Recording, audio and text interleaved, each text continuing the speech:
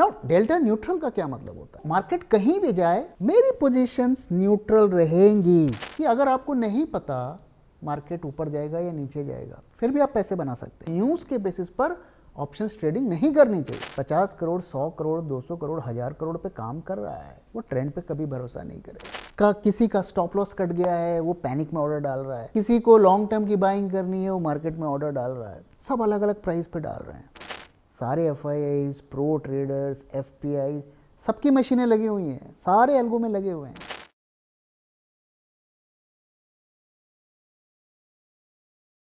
Options मत करो, ये जो वीडियो हमने डाला हुआ था सर, तो इस पे काफ़ी अच्छे रिस्पांस आए, लोगों ने इसको काफ़ी ज़्यादा पसंद करा हुआ है। तो सर जैसा कि आपने कहा था कि अगर लोगों को अच्छा लगता है तो इस पे हम और भी डीप जाएंगे। ऑफ कोर्स जो भी आपके कमेंट्स हैं हमने सब उसको we have gone through that, और जो भी आपकी क्वेरीज हैं, डाउट्स हैं, हम कोशिश करेंगे कि आगे वीडियोस में हम डालें।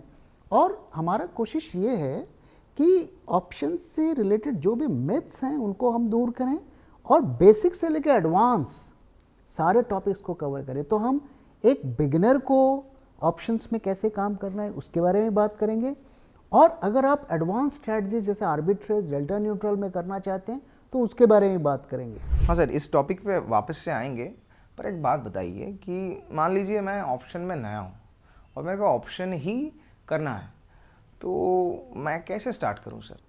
देखिए, ऑप्शंस मार्केट को क्या है, काफ़ी लोग इक्विटी मार्केट की तरह समझते हैं। तो उन्हें लगता है कि भाई इक्विटी मार्केट में जैसे स्टॉक ऊपर जाएगा नीचे जाएगा, वो इसी के बारे में सोचते हैं, और ऑप्शंस मार्केट को भी इक्विटी मार्केट की तरह ट्रेड करते हैं, जबकि दोनों में काफ़ी अंतर है। और ये तब तक लोगों को समझ नहीं आता है जब तक वो उसमें काम सही तरीके से नहीं करते हैं। अगर ऑप्शंस मार्केट को इक्विटी मार्केट की तरह ट्रीट करेंगे तो फिर आपके पैसे बनाने बहुत मुश्किल हो जाएंगे। अब देखिए, अगर आप ऑप्शंस मार्केट में घुसना चाहते हैं तो पहली चीज़ है कि आप रातों रात अमीर बनने का ख्याल तो हमें मन में लाना नहीं है कि भाई अब मैं तो घुस रहा हूँ, अब तो भाई मेरे पास पैसे ही पैसे होंगे। तो इस माइंडसेट से नहीं आना है आपको, इस माइंडसेट से आना है कि भाई मैं तो एक्सप्लोर कर रहा हूँ, अभी तो मैं देख रहा हूँ क्या है। तो आपको 6-8 महीने कम से कम लगेंगे, 1 साल तक भी लग सकता है, और चीज़ों को आपको समझनी है। और ड्यूरिंग दैट पीरियड किसी भी हालत में आपको बड़ा काम नहीं करना है, आपको छोटे ट्रेड्स ही करने हैं। लेकिन ऑप्शंस मार्केट में जो नए लोग आते हैं तो उनका जो एक ही फोकस होता है कि स्टॉक ऊपर जाएगा तो कॉल खरीद लो, स्टॉक नीचे जाएगा तो पुट खरीद लो।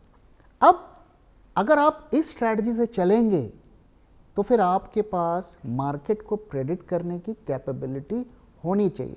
हालांकि ऑप्शंस मार्केट सिर्फ यही नहीं है, इसके अलावा बहुत कुछ है, लेकिन अक्सर बिगनर्स लोग यही करते हैं। तो टू समराइज, नए लोगों को क्या करना है, थोड़ा टाइम देना है लर्निंग के लिए, और बिना सीखे समझे आपको नहीं आना है। मतलब जब आप ऑप्शंस मार्केट में जाएं तो आपको पता होना चाहिए मुझे कौन सी स्ट्राइक चूज़ करनी है, कौन सी एक्सपायरी चूज़ करनी है, ATM, OTM, OI, इन बेसिक चीज़ों को समझे बगैर और कैसे इसको इस्तेमाल करना है वो जाने बगैर आपको ऑप्शंस मार्केट में नहीं जाना है। और शुरू के टाइम में काफ़ी सावधानी से काम करना है, बहुत छोटे रिस्क और प्रॉफिट में ही काम करना है। तो सर ये ऑप्शन मार्केट ये इक्विटी मार्केट से कैसे अलग है? देखिए, equity market is very simple. आपको एक ही चीज़ को प्रेडिक्ट करनी है कि स्टॉक का भाव ऊपर जाएगा या नीचे जाएगा। अगर ऊपर जाएगा तो खरीद लो, नीचे जाएगा तो बेच लो।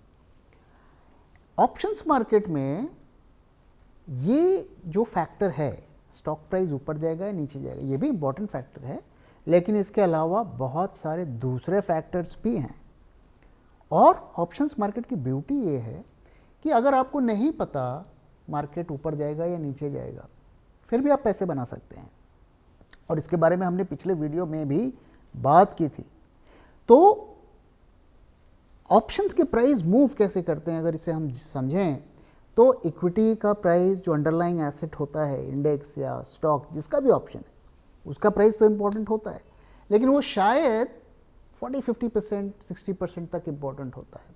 इसके अलावा और भी फैक्टर्स हैं तो वोलेटिलिटी वो भी बड़ा कंट्रीब्यूटर है।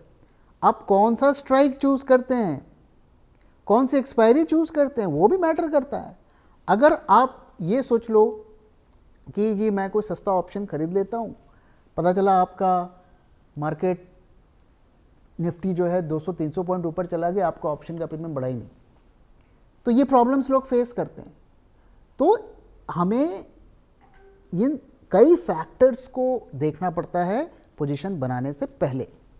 चलिए सर, मान लेते हैं कि किसी ने ये सारा जो चीज़ है, बेसिक चीज़ है, वो सब सीख लिया उन्होंने। प्रीमियम जो है, strike price, expiry and open interest, ये सब उन्होंने सीख लिया, 6-8 महीने टाइम उन्होंने दे दिया। तो अभी उनको कौन से स्ट्रेटजीज फॉलो करना चाहिए? देखिए, ऑप्शन में अगर आप बिगनर हैं तो भाई आपको तो पहले बाइंग ही करनी पड़ेगी। जब तक आप बाइंग नहीं करेंगे बाकी चीज़ें आप समझ नहीं पाएंगे। मैं नहीं सजेस्ट करूँगा कि आप डायरेक्टली सेलिंग में चले जाएं। थोड़ा बहुत बाइंग का एक्सपीरियंस तो हमें लेना ही पड़ेगा ताकि हम प्राइजेस कैसे मूव करते हैं कम से कम समझ सकें, और इसके बाद आप जो है एडवांस स्ट्रेटजी पर आपको जाना चाहिए। अब ऑप्शंस बाइंग में जो सबसे इंपॉर्टेंट फैक्टर है वो है your ability to predict market moves. अगर आप ये नहीं प्रेडिक्ट कर सकते कि कल मार्केट ऊपर जाएगा या नीचे जाएगा, या अगले कुछ दिनों तक ऊपर जाएगा या नीचे जाएगा, फिर ऑप्शन ट्रेडिंग में आप कैसे काम करेंगे? तो नहीं कर पाएंगे। तो हमें वो कैपेबिलिटी को भी बिल्ड करना है कि क्या मैं मार्केट को प्रेडिक्ट कर पाऊंगा, और उसके लिए बहुत से तरीके होते हैं, टेक्निकल एनालिसिस से लेके डेटा एनालिसिस और कई तरीके की चीज़ें होती हैं। तो अगर आपके पास मार्केट ट्रेंड को प्रेडिक्ट करने की कैपेबिलिटी है तब तो फिर आप बाइंग में सक्सेसफुल होंगे, अदरवाइज तो बहुत मुश्किल है। तो अगर आप सीरियसली ऑप्शंस बाइंग साइड पर काम करना चाहते हैं तो आपको ट्रेंड प्रेडिक्शन कैपेबिलिटी पर काम करना पड़ेगा कि कैसे मैं ट्रेंड को प्रेडिक्ट कर सकूं। और एक बार ध्यान में रखिए कि न्यूज़ फ्लो के बेसिस पर ऑप्शंस में ट्रेडिंग नहीं करनी चाहिए कि ये खबर आई है तो ये स्टॉक में बाय कर लेता हूँ। अभी कुछ दिन पहले आपको याद होगा आपने मुझसे कहा था कि सर ONGC की ये न्यूज़ आई है और ये तो बुलिश लग रहा है, उसी दिन हमने ONGC शॉर्ट किया था and we made good money. तो न्यूज़ के बेसिस पर ऑप्शंस ट्रेडिंग नहीं करनी चाहिए। सर एक बात बताइए कि मान लीजिए कि मुझे ट्रेंड प्रेडिक्ट करना नहीं आता, तो फिर ऑप्शन में मेरे पैसे तो बनेंगे नहीं। तो यही ऑप्शंस की सबसे जो ज़्यादा अच्छी चीज़ मुझे लगती है कि ट्रेंड पे आप काम नहीं करना चाहते। भाई मुझे नहीं पता मार्केट कहाँ जा रहा है नहीं जा रहा है, तो भी मैं ऑप्शंस में काम कर सकता हूँ और पैसे भी बना सकता हूँ। और जो बड़े ट्रेडर हैं वो ट्रेंड पे रिलाई नहीं करते कि ट्रेंड एक ऐसी चीज़ है जो रातों रात बदल सकती है।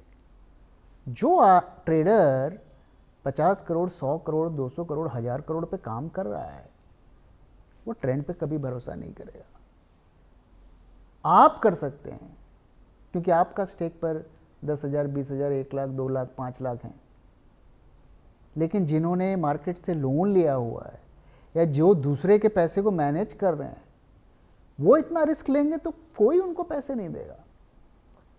तो वो ट्रेंड न्यूट्रल स्ट्रैटेजी पर काम करते हैं।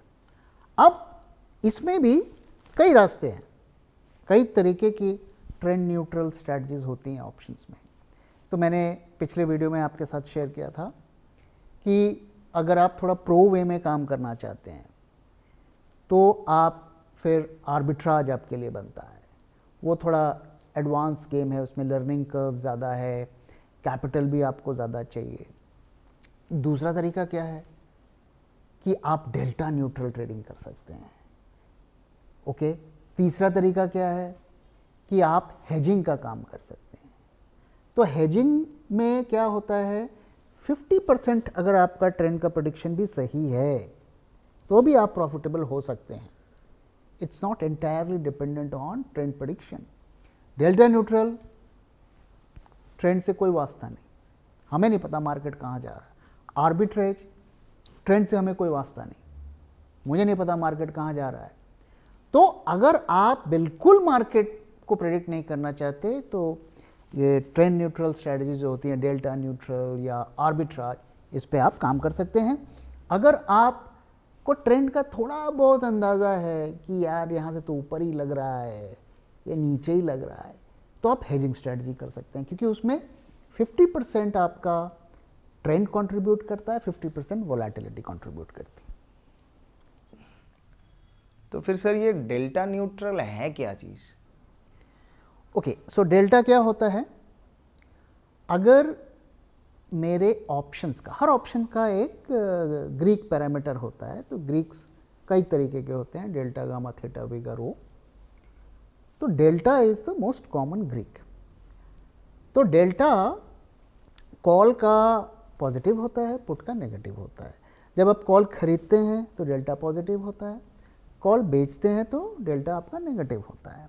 ओके, नाउ डेल्टा का मतलब क्या होता है? जो एक्सपीरियंस है वो जानते हैं। अगर मेरे ऑप्शन का डेल्टा 0.5 है तो इसका मतलब मेरा स्टॉक प्राइस 100 पॉइंट बढ़ेगा तो मेरा ऑप्शन का प्राइस उसका आधा, चूँकि 0.5 है डेल्टा, तो 50% बढ़ेगा। तो मेरा मार्केट 100 पॉइंट ऊपर गया, मेरा ऑप्शन 50 पॉइंट ऊपर गया।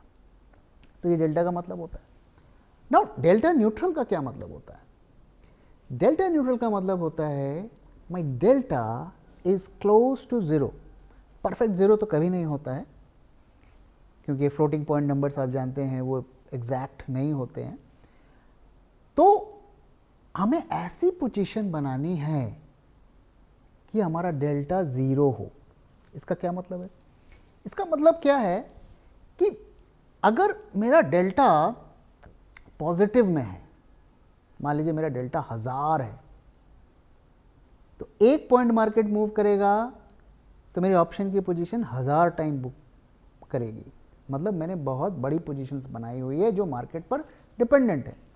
डेल्टा जब मेरा ज़ीरो होगा, इसका मतलब क्या हुआ कि मार्केट में सर्किट भी लग जाएगा तो भी मेरे पोजीशंस पर उसका कोई इंपैक्ट नहीं पड़ेगा। तो मार्केट कहीं भी जाए मेरी पोजीशंस न्यूट्रल रहेंगी। ये इसका थ्योरेटिकल एक्सप्लेनेशन होता है। तो डेल्टा न्यूट्रल मतलब मेरी पोजीशन की डेल्टा ज़ीरो है। तो सर जितना मैं समझ पा रहा हूँ कि डेल्टा अगर ज़ीरो हुआ तो ना तो मुझे प्रॉफिट होगा ना तो मुझे लॉस होगा, फिर पैसे कैसे बनाएंगे सर? Very good question. देखिए, थ्योरेटिकली स्पीकिंग कि डेल्टा अगर आपका ज़ीरो है तो आपकी पोजीशंस में कोई बदलाव नहीं होगा। बट हमें पता है कि ऐसा तभी होगा जब हम परफेक्ट वर्ल्ड में जी रहे हों। परफेक्ट वर्ल्ड तो होता नहीं है, परफेक्ट मार्केट्स होते नहीं हैं। तो परफेक्ट मार्केट में आपकी पोजीशंस में कोई मूवमेंट नहीं होगी, but markets are not perfect. तो जो कहते हैं ना कि उसमें एक उतार चढ़ाव होगा, आपको मौका मिलेगा। वो आपके लॉसेस भी हो सकते हैं और प्रॉफिट भी हो सकते हैं। जब लॉस होगा तो will keep on holding, profit होगा तो विल एग्जिट। अब डेल्टा न्यूट्रल का मतलब ये नहीं होता है कि सवेरे उठे, हाथ मुंह धोया, नाश्ता किया, 2-3 ऑप्शंस पकड़े, डेल्टा ज़ीरो करके पोजीशन बना दी। ऐसा नहीं होता है। डेल्टा न्यूट्रल का मतलब होता है आप डेल्टा को तो ज़ीरो करेंगे लेकिन 4 पैरामीटर्स और भी देखने होते हैं। It's not just keeping your delta as zero. Okay, तो कब हमें डेल्टा की पोजीशंस बनानी है डेल्टा न्यूट्रल की, वो कई फैक्टर्स पर डिपेंड करता है। उन फैक्टर्स को हमें चेक करना है। अगर वो हमारे फेवर में हैं तब हम डेल्टा न्यूट्रल की पोजीशन बनाएंगे, और जब वो फैक्टर्स हमारे फेवर में नहीं होते हैं तो हमें एग्जिट भी करना पड़ता है। तो सर ये 4 पैरामीटर्स कौन से हैं पहला तो, और दूसरा कि कुछ एग्जांपल्स अगर आप दे देते हैं तो थोड़ा अच्छे से समझ में आए। देखिए, वो पैरामीटर्स तो ये 15-20 मिनट के वीडियो में एक्सप्लेन करना बहुत मुश्किल है, क्योंकि उसको बताने के लिए हमें काफ़ी पीछे जाना पड़ेगा, काफ़ी चीज़ों को समझना पड़ेगा। डिटेल में आप समझना चाहते हैं तो हमसे कांटेक्ट कर सकते हैं। अब एग्जाम्पल की जहाँ तक बात है तो मैं आपके साथ कुछ एग्जांपल्स शेयर कर सकता हूँ। एक बार मेरा ज़रा लैपटॉप मेरे को पास ऑन करना। ओके, तो ये एक पोजीशन मैं आपके साथ शेयर कर रहा हूँ। तो फरवरी मंथ के हम निफ्टी के ऑप्शंस में एक डेल्टा न्यूट्रल पोजीशन बनाएंगे और ये पोजीशंस बनती है 7 फरवरी की। तो 7 फरवरी में आप देखिए हमने 23500 का पीई लिया 226 रुपये में, और साथ ही हमने 23900 का पी सेल किया 428 रुपीज़ में। अब देखिए यहाँ पर एक चीज़ गौर करिए कि क्वांटिटी हमने सेम नहीं रखी है, क्वांटिटी हमने अलग रखी है। सो जो बाई की क्वांटिटी हमारी ज़्यादा है 225 यानी कि 3 लॉट, और जो सेल की क्वांटिटी है वो 2 है। तो जिसका प्रीमियम ज़्यादा था वो उसमें हमने लॉट कम लिए हैं, और जिसमें प्रीमियम कम था उसमें हमने लॉट ज़्यादा लिए हैं, ताकि डेल्टा बैलेंस हो, ज़ीरो के जितने नज़दीक हम जा सकते हैं हमने वो कोशिश की। अब आप देखिए यहाँ पे हमारी डेल्टा न्यूट्रल पोजीशंस बनी, लेकिन अब गौर से देखिए कि थोड़ा बहुत प्रॉफिट लॉस आया क्योंकि मार्केट्स आर नॉट परफेक्ट। लेकिन इसके बाद आप देखिए तो उसमें प्रॉफिट्स आने लगे। और आप देखिए 24 फरवरी को जो मैं आपसे फैक्टर्स की बात कर रहा था, उन फैक्टर्स के बेसिस पर वो फैक्टर्स उनका जो हमारे फेवर में थे, अब उनका कैरेक्टर बदलने लगा, अनफेवरेबल दिखने लगे। तो 24 को हमारा ये एग्जिट बनता है, और इसमें जो हमारा नेट प्रॉफिट आया है 22,638 रुपीज़ का। और आई थिंक किसी भी प्रो ट्रेडर के लिए ये एक अच्छा प्रॉफिट है। और एक चीज़ और ध्यान में रखिए कि आपका डेल्टा अगर आपने न्यूट्रल बनाया है वो हमेशा न्यूट्रल नहीं रहेगा।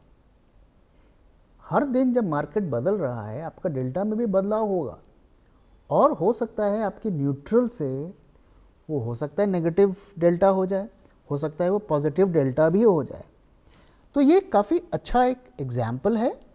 और जो मैं आपसे शेयर कर रहा था कि जो फैक्टर्स जो हमारे फेवर में काम कर रहे थे, तो जब तक वो रहेंगे तब तक ही हम होल्ड करेंगे। हम यहाँ पे देखिए कुछ प्रेडिक्ट नहीं कर रहे, हर दिन हम जाके उन फैक्टर्स को चेक करेंगे, अगर हमारे फेवर में है होल्ड करेंगे, हमारे अनफेवरेबल में आ गया तो हम एग्जिट कर देंगे। अब वो नेक्स्ट डे भी हो सकता है, 2 दिन बाद भी हो सकता है, 3 दिन बाद भी हो सकता है वो पूरे एक्सपायरी में हमारे फेवर में ही बना रहा तो हम एक्सपायरी तक होल्ड करेंगे। So this is how delta neutral trading works. तो सर अगर किसी को सीखना है ये सारी चीज़ें आपसे, देन क्या ऑप्शन है? देखिए हम तो कोशिश करते हैं, काफ़ी लोग हमसे जुड़े हुए हैं और हमने लगभग सबको सिखाया है जिनमें इंटरेस्ट है। हाँ, आपको सिर्फ अगर बाइंग ही करनी है, ऑप्शंस बाइंग सेलिंग, तो शायद ये आपके काम का नहीं होगा। लेकिन अगर आप ये चाहते हैं कि आपका कैपिटल ज़ीरो ना हो और आप एक सिस्टमेटिक तरीके से करना चाहते हैं, तो आप हमसे कांटेक्ट करिए, हम तरीके बताएंगे। सर ये तो बड़ा फंडूसा चीज़ है, पर एक बात बताइए सर कि कितना पैसा लगता है इसमें कैपिटल, और कितना रिटर्न हम लोग एक्सपेक्टेशन रखें इससे? अगर स्पेसिफिकली आप डेल्टा न्यूट्रल की बात कर रहे हैं तो डेल्टा न्यूट्रल भी 2 तरीके से की जाती है। एक किया जाता है जिसमें हम फ्रीक्वेंट एडजस्टमेंट्स करते हैं, वो थोड़ा बड़ा गेम होता है और वो प्रो ट्रेडर्स के लिए होता है। अगर आप मतलब फुल टाइम कर रहे हैं, आपके पास पूरा फंड है, आप पोजीशंस को लगातार मॉनिटर कर रहे हैं, क्योंकि उसको फिर एडजस्ट करना पड़ता है जब भी आपके लॉसेस बढ़ते हैं। कैपिटल भी चाहिए होता है, फिर एडजस्टमेंट के टाइम की पता चला आपके पास कैपिटल नहीं है। ओके, और एक तो वो तरीका होता है तो उसमें कैपिटल ज़्यादा चाहिए, उसमें फिर 10 लाख 12 लाख टाइप से हमें चाहिए होता है। मैं जो ये आपको जो स्ट्रैटेजी दिखाई है अभी निफ्टी की, इसमें आप देखिए तो हम 2 या 3 लॉट बाय करते हैं और 2 या 3 लॉट सेल करते हैं। तो अभी तो लॉट साइज भी बढ़ गए हैं, तो अभी इस स्ट्रैटेजी की स्पेसिफिकली अगर हम बात करें तो मुझे लगता है 3 लाख के करीब इसमें हमें इन्वेस्टमेंट करना पड़ेगा। नहीं, इसमें कोई एडजस्टमेंट नहीं है। एडजस्टमेंट्स की अलग स्ट्रैटेजीज होती हैं। हमने इसको एडजस्टमेंट इसलिए नहीं रखा क्योंकि हर कोई एडजस्टमेंट कर नहीं पाता है, ना वो टाइम दे पाता है, कभी कभी उसके पास फंड भी नहीं रहते हैं, लॉट साइजेस वैसे ही बढ़ गए हैं, तो इसमें कोई एडजस्टमेंट का हमने प्रोविज़न नहीं दिया है। और निफ्टी में सफिशिएंट वॉल्यूम भी होता है, तो इसमें आप पोजीशन बनाएंगे और तब तक होल्ड करेंगे जब तक चीज़ें आपके फेवर में हैं। जैसे अनफेवरेबल होंगी तो आप एग्जिट कर देंगे। तो अगर मैं 3 लाख रुपए लगाकर 2 हफ्तों में करीब 22,000 रुपये बनाए हैं, I think it's a good money. Okay sir, तो करते हैं एक लेवल अप। अब बताइए कि ये आर्बिट्रेज जो स्ट्रैटेजी है वो क्या चीज़ है? तो आर्बिट्राज भी एक तरीके की डेल्टा न्यूट्रल ट्रेडिंग ही होती है, ओके। बट आर्बिट्राज में क्या होता है, देखिए मार्केट कैसे काम करता है इसको अगर आप समझते हैं, सारे दुनिया के लोग हमारे मार्केट्स में काम कर रहे हैं। इस वक्त मार्केट खुले हुए हैं, दुनिया के लोग काम कर रहे हैं, यूके, अमेरिका, अफ्रीका, सब जगह के लोग काम कर रहे हैं, हमारे मार्केट्स में भी काम कर रहे हैं। और इतने सारे लोग मार्केट्स में ऑर्डर डाल रहे हैं। किसी का स्टॉप लॉस कट गया है, वो पैनिक में ऑर्डर डाल रहा है, किसी को लॉन्ग टर्म की बाइंग करनी है, वो मार्केट में ऑर्डर डाल रहा है, सब अलग अलग प्राइस पे डाल रहे हैं। अगर आप मार्केट का लाइव डेटा देखेंगे ना, आपका दिमाग हिल जाएगा। इतने सारे ऑर्डर्स एक साथ आते हैं। हम इसलिए ये कह रहे हैं आपके साथ क्योंकि हमने सिस्टम्स बनाए हैं, सो वी हैव सीन। वो डेटा इतना फास्ट आपके स्क्रीन पर आएगा कि आप देख भी नहीं सकते। आपको जो टर्मिनल पे प्राइजेस दिखते हैं वो रोक रोक के दिखाए जाते हैं, ओके। सो जब इस तरीके से एक तरीके की बाढ़ आई हुई होती है ऑर्डर की, खास करके जब सडन मार्केट में मूव आता है और अब एल्गोज आ गए हैं, तो एल्गो से और भी जो है ऑर्डर डालने की स्पीड बढ़ गई है। तो जब इतने तेज रफ्तार से ऑर्डर आते हैं तो कई दफ़े आपको बहुत ही फेवरेबल प्राइजेस मिल जाते हैं, ओके। लेकिन वो फेवरेबल प्राइस पकड़ने वाले आप अकेले नहीं हैं। सारे FIIs, प्रो ट्रेडर्स, FPI, सबकी मशीनें लगी हुई हैं, सारे एल्गो में लगे हुए हैं, सारे सॉफ्टवेयर लगे हुए हैं। तो वो उस सिचुएशन को उनके कंप्यूटर्स कंटिन्यूसली वॉच करते रहते हैं। और वो जब आती है अपॉर्चुनिटी, वो फ्रैक्शन ऑफ सेकेंड्स, कई दफ़े मिली सेकेंड एंड माइक्रो सेकेंड के लिए वो आती है। अगर आपका कंप्यूटर उतना फास्ट नहीं है, आपका सॉफ्टवेयर उतना फास्ट नहीं है, तो उसे पकड़ ही नहीं पाएगा। इमेजिन करिए कि निफ्टी का ऑप्शन 100 रुपये का LTP है और अचानक से किसी ने गलत प्राइस डाल दिया या पैनिक में ऑर्डर डाल दिया, वो 5 रुपये सस्ता अचानक से एक बिड आती है जो कि फ्रैक्शन ऑफ सेकंड के लिए रहती है। अगर आपका सॉफ्टवेयर फास्ट होगा तो वो पकड़ लेगा, ओके। तो ये सारा आर्बिट्रेज जो है अपॉर्चुनिटी, बिकॉज इट्स रिस्कलेस, तो अपॉर्चुनिटी फ्रैक्शन ऑफ सेकंड्स के लिए अवेलेबल रहती है और हमें वो पकड़ना पड़ता है। तो वो उसके लिए सॉफ्टवेयर को यूज़ किया जाता है। तो आप तो ये समझ गए कि ये सॉफ्टवेयर का खेल है, लेकिन ये स्ट्रैटेजीज होती क्या हैं?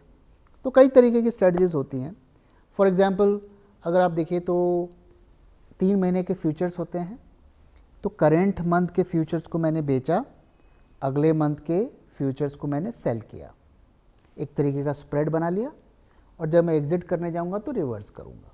पुरानी स्ट्रैटेजी है, ये एक तरीके की है।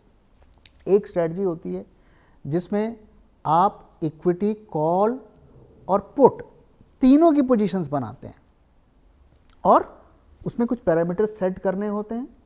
वो पैरामीटर जब भी मार्केट में मिलेगा, वो प्राइस जब भी मिलेगा, वो सॉफ्टवेयर उसे बाय करेगा और फिर एग्जिट का प्राइस आप डालेंगे कि भाई मैंने पोजीशन तो ले ली, अब इतना मुझे मिलेगा तो मैं उसे एग्जिट करूंगा। तो ये थोड़ा एक एडवांस स्पेशलाइज्ड गेम है और रिटेल ट्रेडर के लिए तो भाई आप बिना जाने समझे किए वो नहीं कर सकते। तो इसके लिए आपको काफ़ी ट्रेनिंग और एक्सपीरियंस की ज़रूरत पड़ती है। तो सर इसमें कैपिटल कितना लगता है और रिटर्न का कितना एक्सपेक्टेशन हम लोग रखें? कैपिटल तो देखो इसमें ज़्यादा लगता है, क्योंकि एक पोजीशन से आप सर्वाइव नहीं कर पाएंगे।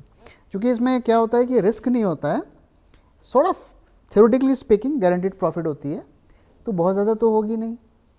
तो एक लॉट पे 500, 700, 800, 200, 100, मतलब जो भी ब्रोकरेज और टैक्सेस से ऊपर जो भी होता है, फिर ट्रेडर उसको बुक करने का ही सोचता है। तो अब 200-300 से तो आपका गुजारा चलेगा नहीं, तो फिर दिन में आपके 25, 30, 50 ट्रेड्स होते हैं, दिन भर आपकी ट्रेडिंग होती रहती है और सॉफ्टवेयर करता है। ओके, तो अब इतनी पोजीशंस बनाएंगे तो कैपिटल तो चाहिए होता है। तो यूजुअली ब्रोकर्स लिमिट भी देते हैं, ब्रोकर के यहाँ आप जाकर डिपॉजिट रखते हैं, वो आपको लिमिट देते हैं। तो वो देखिए बड़ा गेम है, वो आप तभी कर पाएंगे जब या तो आप किसी ट्रेडिंग फर्म में जाके एम्प्लॉय बनते हैं, या आप डायरेक्टली ब्रोकर से बात कर सकते हैं कि ठीक है जी, मैंने 5 लाख रुपए या 10 लाख रुपए आपके यहाँ रखे, आप मुझे लिमिट दे दीजिए और सॉफ्टवेयर दे दीजिए। तो सॉफ्टवेयर का भी कॉस्ट है, मैंने पिछली वीडियो में बताया कि 20,000 का कॉस्ट है, साल का आपका 2.5 लाख का आपका एक्सपेंस बन जाएगा सॉफ्टवेयर का, उतना प्रॉफिट तो आपको निकालना ही है। तो ये खर्चे बहुत हैं इसमें, तो सब खर्चे वर्चे काट के लोग 18 से 22% साल का बना लेते हैं, which is actually good. If you see 1 crore रुपए पे आप काम कर रहे हैं, 22-23 लाख रुपए आप कमा रहे हैं बिना ज़्यादा रिस्क लिए, इट्स अ गुड डील। तो सर ये 20%, 22% बनेंगे, तो इसमें से तो शॉर्ट टर्म कैपिटल गेन जो है 20% का, वो तो काट लेंगे, तो रहेगा क्या फिर? नहीं, वो एसटीडी वेस्टीडी काट के मैं बोल रहा हूँ। अब इनकम टैक्स तो वो आपकी पर्सनल चीज़ होती है, कई लोग कंपनी बना के करते हैं तो वहाँ पे वो टैक्स के बेनिफिट्स ले लेते हैं, तो मैं इनकम टैक्स की बात नहीं कर रहा। लेकिन बाकी जो आपके ब्रोकरेज है, एसटीडी है, वो सब हम निकाल लें तो 20-22% तक लोग बना रहे हैं। सर मान लीजिए कि मेरा कैपिटल बहुत कम है और मेरे को ना तो ज़्यादा रिस्क लेना है और ना मेरे को नेकेड पोजीशंस बनानी है, तो फिर क्या ऑप्शन है मेरे पास? ओके, तो अगर कैपिटल ज़्यादा है, आर्बिट्रेज करना चाहते हैं, तो फिर तो अब मैंने ऑप्शन आपको बताया। अगर कैपिटल 3 लाख, 4 लाख, 5 लाख टाइप है, काफ़ी लोगों के पास इतना कैपिटल होता है, तो you can focus on delta neutral. अब अगर आपके पास कैपिटल 1 लाख से कम है, 50,000, 60,000 है, आप छोटा मोटा काम करना चाहते हैं कि थोड़ा साइड इनकम आ जाए, महीने के 5,000, 7,000 टाइप आ जाए, तो फिर आपके लिए बेस्ट है हेजिंग की स्ट्रैटेजी। हेजिंग में बड़ा सिंपल होता है, एक लॉट बाय करते हैं, एक लॉट सेल करते हैं। तो फॉर एग्जांपल एक स्ट्राइक का हमने कॉल बाय कर लिया, एक स्ट्राइक का सेल कर लिया, और इसमें सारा कुछ ट्रेंड पे डिपेंडेंसी भी नहीं होती। कई दफ़े ट्रेंड आपका अपोजिट चला जाता है, फिर भी आप प्रॉफिट कमा लेते हैं। तो ट्रेंड की प्रेडिक्शन पे इतना ज़्यादा हमें रिलाई भी नहीं करना है। अगर आपने ट्रेंड प्रेडिक्ट कर भी लिया तो आपको थोड़ा एडिशनल बेनिफिट मिल जाएगा, लेकिन अगर आप गलत भी हो गए तो भी माइनर लॉस से थोड़ा बहुत प्रॉफिट भी कमा सकते हैं, क्योंकि इसमें वोलेटिलिटी और ट्रेंड दोनों को देखा जाता है। तो हेजिंग स्ट्रेटजी काफ़ी अच्छी होती है, और इसमें भी आप कैपिटल आपका आप I think you can get started with 50,000, उससे कम में भी हो जाती है इनफैक्ट कई दफ़े। और महीने का रिटर्न थोड़ा स्मार्टली करेंगे तो पोटेंशियल तो है, देखिए 3 से 5% का, लेकिन 3 से 5 आप एक लॉट पे कर पाएंगे, 100-200 लॉट पे करना मुश्किल होगा, बिना एल्गो का पॉसिबल नहीं होगा। सर कुछ सवाल लेते हैं ऑडियंसेस के। गुरप्रीत जी पूछते हैं कि any friend tell me the method from which I can earn 2 to 3% profit daily, क्या कहेंगे इसके बारे में? नहीं भैया, ऐसी कोई स्कीम मेरे पास नहीं है, किसी के पास भी नहीं है कि रोज़ आप 2 से 3% कमा लेंगे। ओके, वो होता है कभी कभी फेज़ होता है कि आप लगातार एक हफ्ते तक 2-2% कमा लिए या एक महीने तक कमा लिए। हमें याद है कि हमारा